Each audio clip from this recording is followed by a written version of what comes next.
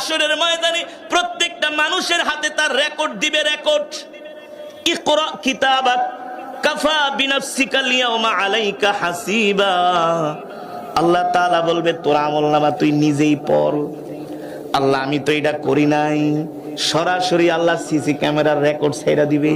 কিরামান কাতিবিন ইয়ালামুনা মা তাফআলুন। দুইজন ফেরেশতা আল্লাহ তাআলা আপনার আমার কাঁধে নিযুক্ত করে রেখেছে।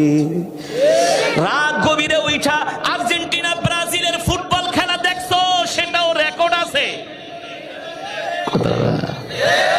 আছে কি আছে না?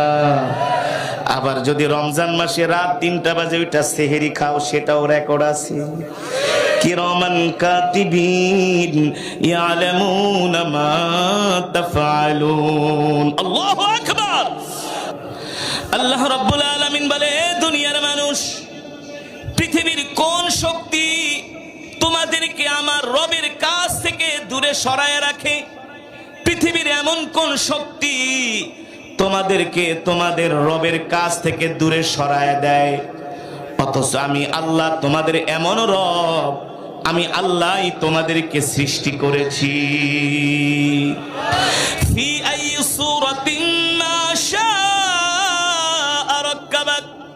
আল্লাহ তাআলা কোরআনুল কারীমের মধ্যে বলছেন, এ দুনিয়ার মানুষ, আমি আল্লাহ কত সুন্দর করে তোমাদেরকে বানিয়েছি। সুবহানাল্লাহ বলেন। আলাম নাজআল লাহু আইনাইন ওয়া লিসানান ওয়া শাফাতাইন ওয়া হাদাইনাহুন নাজদাইন।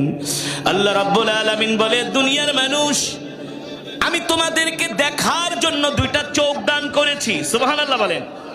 আমাদের চোখ কয়টা? না 3টা? একটা?